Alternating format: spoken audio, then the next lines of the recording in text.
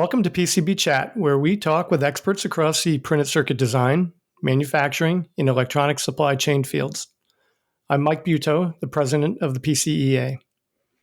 Today's podcast is sponsored by PCB East and the Ultra HDI Forum, Engineering Tomorrow's Electronics. Join engineers and designers this June in the Boston suburbs for more than 75 hours of technical presentations and an exhibition featuring 65 leading companies from across the printed circuit design to assembly supply chain. Visit the website at pcbeast.com for information. Today, we welcome back Audrey McGuckin, with whom we spoke about 4 years ago. Audrey spent 22 years with Jabil in a variety of roles, culminating as Vice President and Chief Talent Officer. She has lived and worked across the globe with assignments in Singapore, China, Taiwan, Japan, the US, Germany, France, and Spain. 7 years ago, she founded Audrey McGuckin Leadership Solutions, where she consults with CEOs and CHROs to solve complex business challenges through innovative talent and people solutions. Welcome back, Audrey. Thank you, Mike. It's a pleasure. One of the interesting things to me about the McGuckin Group is that you conduct surveys that help drive their businesses. And when we last spoke, you had been interviewing chief executives about work-related issues, and perhaps not surprisingly, they said number one was talent acquisition. Even despite the layoffs that have been announced of late by some high-profile companies, unemployment rates, especially in the tech sector, are hovering around the high 3% mark, maybe even a little bit lower in our industry. So I'm guessing that talent acquisition is still the number one issue among executives today. And that would be a good guess, but maybe not 100%. And what I would say, Mike, is one of the things that we help organizations do at the McGuckin Group is we help them grow their business. Specifically, we help them grow their business with the number one barrier to entry, which is talent and leadership. Often, people think about that as just talent acquisition. But one of the things that we do as an organization is we look at it around what we call the 6 B's.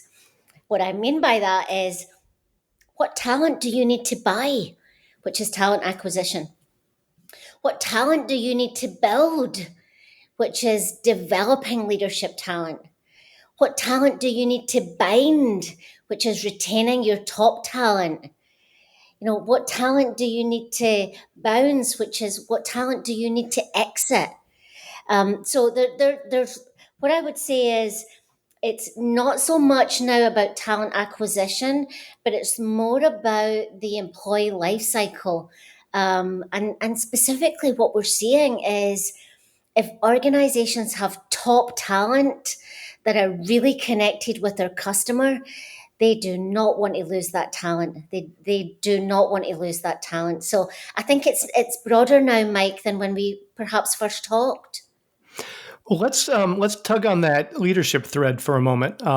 So how far down the org chart would that go? Is that just focused on the C-level suites, or are you looking at the middle management level as well? And I love that question. And here's how we think about it. The jobs that are at the intersection of strategy and execution are middle managers. Those are the guys and gals that really have to make it happen, right? They're on the front line. And so when we talk about talent and we talk about building leadership capability, certainly there's work to do at the top tier, but we think where the money's at is at this middle manager level, which is, boots on the ground and connecting with the biggest, broadest section of the people in your organization. And they're responsible for connecting your big, audacious goals to execution. And it's those middle managers that are so important. And when we're talking about the middle management, is part of what you're doing helping leadership pinpoint who in that group are the best candidates to take to the next level, or is it broader than that, where you're advising them on how to grow all of their staff, really, to the level that they may be capable of. Yes. I think let's think about the 6 Bs again. One of the 6 Bs is, how do we build our talent? So how do you build leadership capability at that middle manager level?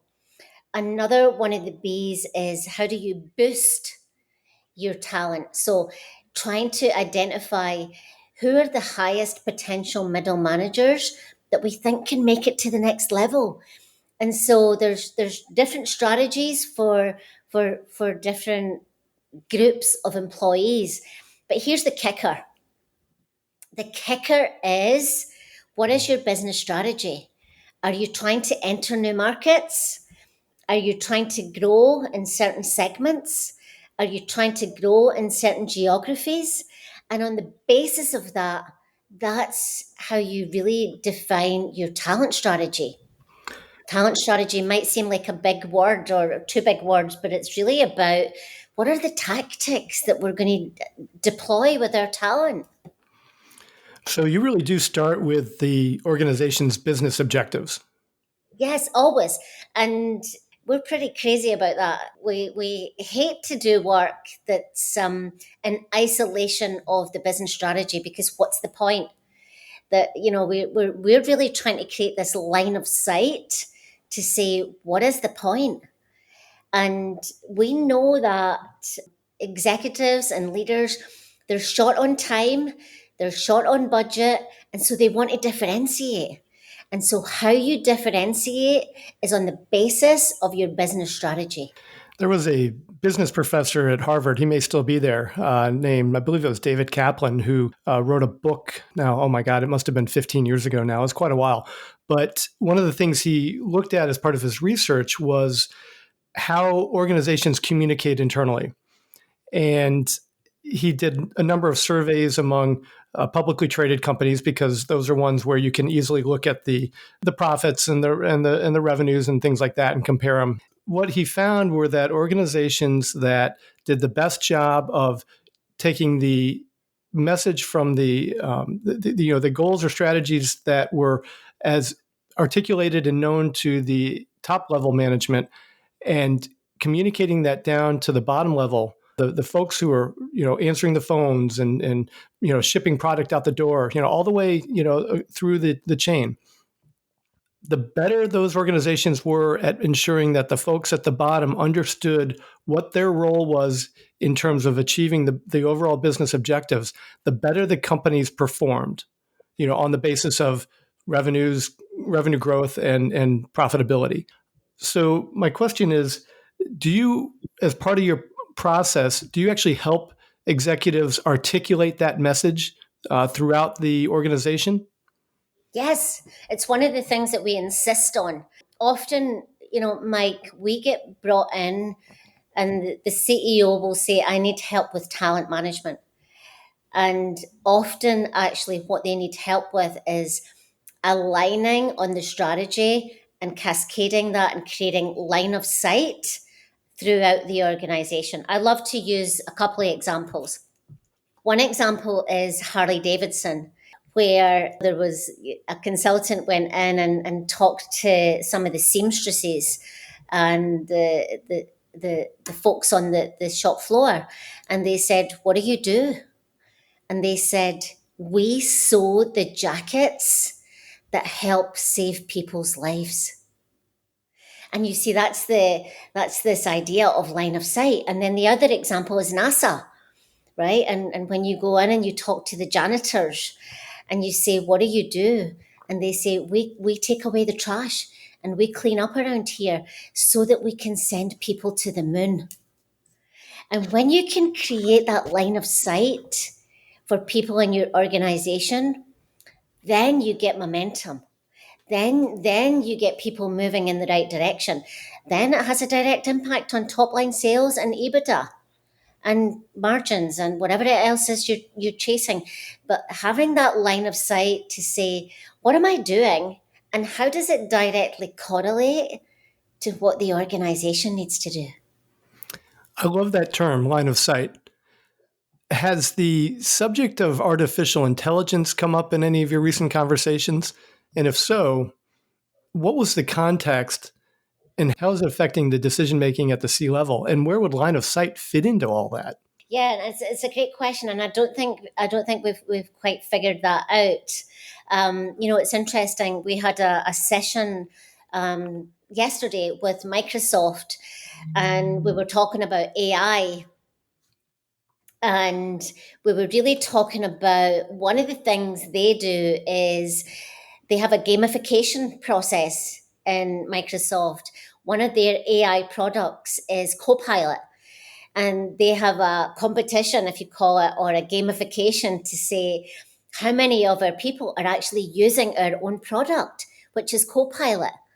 And so I don't know if that directly answers your question, Mike. I think people haven't really figured it out. But here's what I would tell you is AI is important, but what's really important is the human interaction. What's really important is the stories. And AI can't tell those stories. And AI can't really enter into that emotional space. They can give you data, they can give you EBITDA, they can give you profit, they can give you supply chain number, they can give you all of that. But they can't connect emotionally on an AI level. And that's what we talk about from a leadership perspective is the capabilities for leaders that's in short supply and high demand are capabilities like empathy, capabilities like vulnerability, capabilities like courage. And you don't get any of them from AI. So we're going to come back to that in a moment. But the artificial intelligence conversation could probably be a podcast on its own, of course. Yes. But I have other things I want to talk about. But hold that thought. So M&A activity among electronics companies is at a 20-year peak. And those events can be very challenging and anxiety provoking to employees, of course. Is there particular advice that you provide to executives, and in particular those in the HR profession, about how to handle the inevitable merging of cultures in a way that might be sensitive to all involved? Yeah, and we had a workshop on this last week where we talked about transformation, we talked about change management, and we talked about M&A. Here's the thing, Mike. You can go on to ChatGPT, you can go on to Copilot, you can go on to Google, and you can search 10 best processes for M&A, 10 best processes for whatever it is, right? But here's the kicker, and here's the thing that makes a difference is the human aspect of how you lead through that change. What I've experienced over many decades, and I supported a lot of acquisitions and mergers in Europe, and then I supported a lot of acquisitions in Taiwan. And the number one thing is what I would say is leading with empathy. What I mean by that is how do you walk in the shoes of others? So for the company that's being acquired, how do you take a step back? It's typically people that are leading these M&A projects are hard chargers, they're highest A profiles, that they want to get things done. But actually, what makes the difference is can you walk in the shoes of others? Can you walk in the shoes of those on the other side of the deal and really think through how they're feeling, what some of their fears are, what some of the threat receptors are? Because when we have the threat receptors in our brain, we go into fight or flight mode. And often that's not part of what's talked about in the project plan for M&A deal. We'll go through supply chain, we'll go through engineering, we'll go through HR, we'll go through all of those things. But very rarely do we talk about the human side. And one of the things we're famous for at the McGuckin Group is being human-centered, which means walking in the shoes of others. Now, you did an acquisition of your own a couple of years ago. How much of what you have learned and put together as part of your own strategic advice were you able to put into practice? And maybe what lessons, if any, did you learn from your experience? Yeah. Again, a great question, Mike. And one of the first things that we did is we said, as soon as the deal closed, we said, let's not make any moves until we talk to the end users. Let's not make any moves until we talk to the people on the receiving end, and let's ask them how they're feeling. Let's ask them what their greatest fears are. Let's ask them what they're most excited about. And then how do we create an integration plan where they feel part of the family? I think one of the biggest mistakes that people make in acquisitions is they focus on the transactional versus on the human side. We did a lot of things, like we did happy hours, we did a lot of social events, we connected with the people, and we connected with the customers on the other side. I know you asked me that there were any mistakes that we made, and I think one of the mistakes is we knew that to be true. We maybe never moved fast enough, and we didn't do that right at the front end. And so we tried to do it early, but doing it even earlier, I think would have made a difference. Interesting. We're always learning, of course. You mentioned a moment ago about some workshops that you produced. How often do you do these, and who would you expect to come? Yes, we have what we call workshops every month. And one of the reasons we do that is to build community.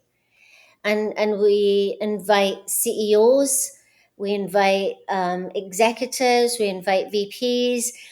We try and keep it at that higher level for those workshops, and we make them very interactive. And we talk about challenges that they're facing, and we share some thought leadership. The biggest reason we actually do them is to share thought leadership and to create peer learning opportunities. Why do I say that? Um, when I was with Jable, I had the opportunity for 5 years to collaborate with Harvard Business School, and we took our executives in the spring and the fall every year for 5 years. And we had the best professors that you could think about in the world participating in those sessions. But when we did the evaluation of what did you find most valuable, what those executives said was the peer learning, the peer-to-peer learning. And that really stuck with me, this idea of we learn from each other. We don't learn from necessarily a keynote, and we don't necessarily learn from professors, but actually where the learning takes place is through peer learning. And so one of the reasons we do these workshops is to create peer learning opportunities. And I'm so grateful for a lot of our clients and a lot of our community who share, here's the biggest mistake I made, and I wish I hadn't done that. Or here's one of the things I did and it proved to be exceptional. And when people can hear that in real stories, it's powerful. Yeah, I could not agree more. And in fact, that is the same thing that we've experienced with all of our professional events. It doesn't matter how high profile the speakers who come in. I mean, that might get somebody through the door, but once they're there, time and time again, they say what they really want is more time just to talk with their peers. Yes, because think about the intelligence and the experiences in the room when you get some really incredible leaders together, and and sharing that is so powerful. So anytime we do a workshop, Mike, we typically have what we call a schema, which is rules of thumb, which is if it's a 1 hour workshop, we typically do 15 minutes on keynote, and we do 45 minutes on peer learning. And these are done in person or via Zoom? Uh, these are done Yeah. virtually. The reason they're done virtually is because most of our network and client base is spread across the globe. So it's difficult for us to include our Asia executives. But we tend to do it at lunchtime. That means that we can capture Europe and California and the East Coast. So we do them virtually. And so, inside of that type of an environment, how do the attendees talk to each other as opposed to just being, I'd say, sort of lectured to by the speaker? We have kind of some special sauce that we use, and I'm getting a little bit technical now. But when we first have people come in the room, we have them go and chat. So that's the first time that they interact, and we ask them how they're doing. The second thing we do is we do a poll, and that's the second way that they interact is through a poll. The third thing that we do is we ask people to raise their hands.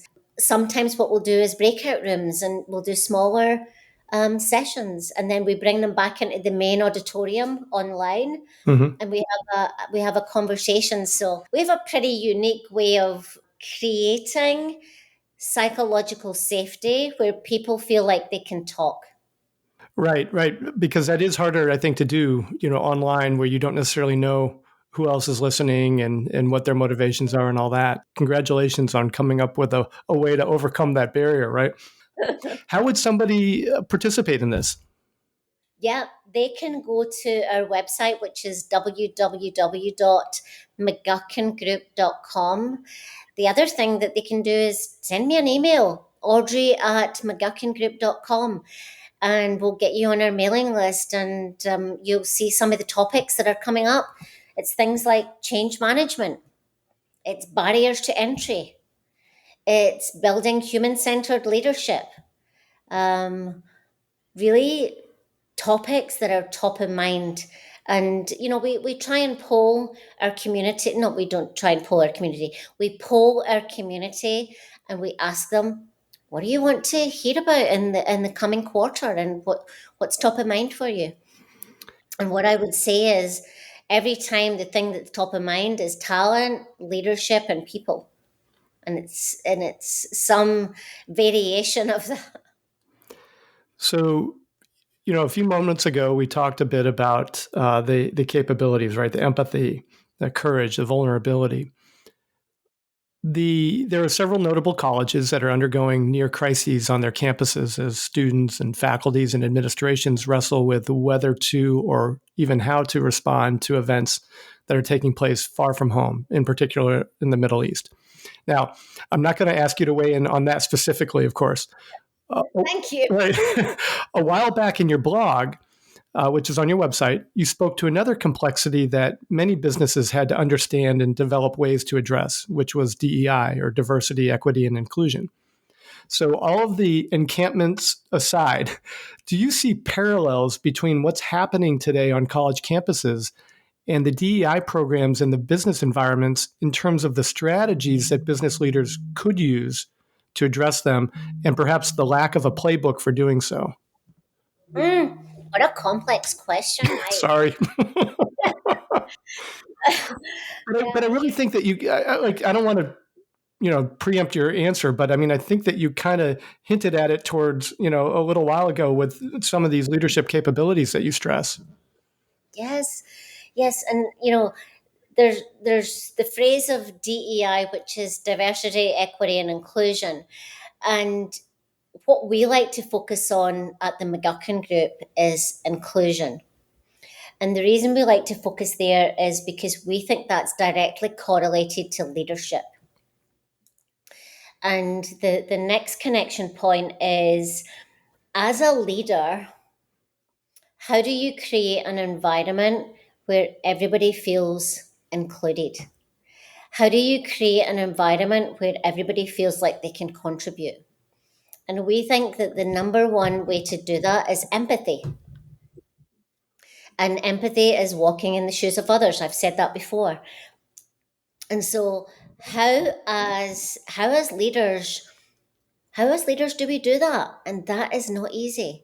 But one of the ways you do it is, we think, is to create platforms for storytelling, to create platforms that allow leaders to tell their stories. I'm going to get practical with you, Mike, now for a minute, but we use a process of sharing your story in 6 images. And that's different to saying, here's my LinkedIn. And it's different to saying, here's my website. And it's different to saying, here's my ethnicity, or here, any of those things. But what are the stories that shaped your life? And, you know, we were working with a company in headquartered in Taiwan, and we had a lot of feedback from some folks that said to us, "Oh my goodness, that's going to be difficult for um, white female leaders to connect with 60-something-year-old Taiwanese leaders." And here's what I would tell you is we never we never stumbled for a moment because we so believe in what we do. And I told my story in 6 images, and our CFO, Catherine Sherman, told her story in 6 images.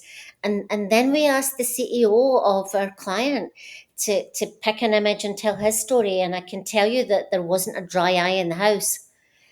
And so when we can connect on a personal level, and when we can connect through stories, we can break through barriers that no other people can break through. I'm just going to let that sink in for a moment. That was a really elegant answer. Thank you. I mean, I've been struggling with how to position myself in all of this, and that's a very nice way to put it. Mike, let's talk about that for a minute, right? One of the interesting things is my 6 images is my first image is a newspaper clipping from um, 40 years ago. I'm trying to work out my age. It's a newspaper clipping from 40 or 45 years ago. And I grew up in a small mining village in Scotland that had 1,000 people. And the newspaper clipping was about a 3-year-old girl who had been found dead. And the dilemma was, there was two girls babysitting her, and then there was a farmhand who had learning disabilities that it was eventually convicted for the murder of the 3-year-old girl. But at that time, I was 10 years old, and there was a lot of debate around whether that was true or not. And so I ended up being a pen pal to a convicted murderer when I was 10 years old for 5 or 6 years. And I look back on that and I think, goodness, why did my parents allow me to do that? And one of the things that I realized is I'm so committed to what I think is the right thing to do. And so that image tells the story on part of my leadership.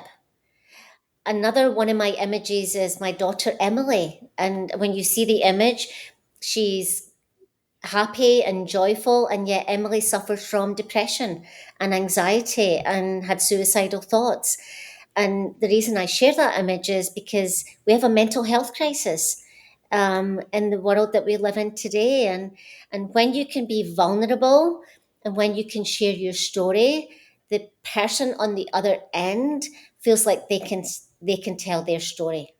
So that was perhaps a long answer to your question, Mike, but wanted to provide a little bit of color to that. No, but it's very human, right? And I think that what I'm hearing is that these are ways that folks in different positions within the organization can break down any barriers, whether they be perceived or real, in terms of background, education, socioeconomic status, you name it, right? Because it can be intimidating, I think, for somebody at the lower level to talk to somebody that, hey, look, they're in the papers, they're a billionaire. Like, how do I have that conversation? Why would they even care what I think? And vice versa. I mean, I could imagine that folks that are talking with Wall Street every day and meeting with, with Bill Gates or Jeff Bezos or something like that might say, well, like, I can't talk to somebody who's, making $25,000 working in the mailroom, because the last thing they want to do is hear from me. Like, it's just going to come across as pedantic or whatever. And yet it has to happen, right? Yes. And what I would say to you is it has to happen, but the leader owns it. The leader Mm-hmm. at the highest level owns it. And if we think about Satya at Microsoft, and what Satya went through with his son, Zain had cerebral palsy. And that was one of the moments where Satya really developed empathy. And Satya, as the CEO at Microsoft, is now known for being one of the most empathetic leaders that exists in the world today. And he would tell you that that was a learned skill, and it was a learned capability that he had to learn, as part of his career. But it was something that was important to him. So, not everyone, of course, has a compelling family background story to share, but I'm guessing that one of the things you can do as part of your service is to help them find points of empathy where you can kind of connect with the folks around you. Exactly.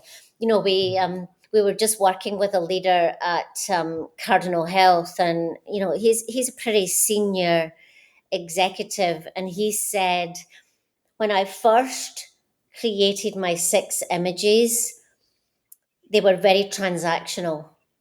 And he said, through working with the McGuckin Group, I learned to be more vulnerable, and I learned to dig deeper, and I learned to really think about, what do I want to be courageous enough to share? And it can be from small things to really large things. But here's the kicker, that it has to be deeply personal. So this is why I bring people like Audrey on this podcast, is because they so challenge my set ways of thinking and all that. So this is, and this is conversation has gone in ways that I never would have predicted. So thank you for all that.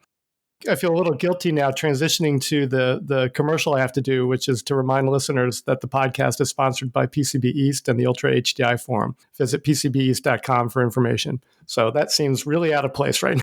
So I'm going to end on a more straightforward question. Are the Rays going to win the division this year? Yes, absolutely. So that folks who don't understand where this is coming from can pick up on it. Do you want to explain your ties to the Tampa Bay Rays? We actually did some. I'm based here in St. Petersburg in Florida. And as we were launching our business, we actually did some work with the Tampa Bay Rays. We did some work with them on leadership.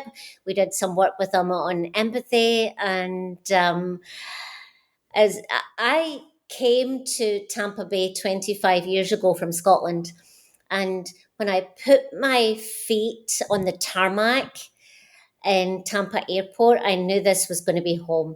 So this has a really special place in my heart, and that's my connection.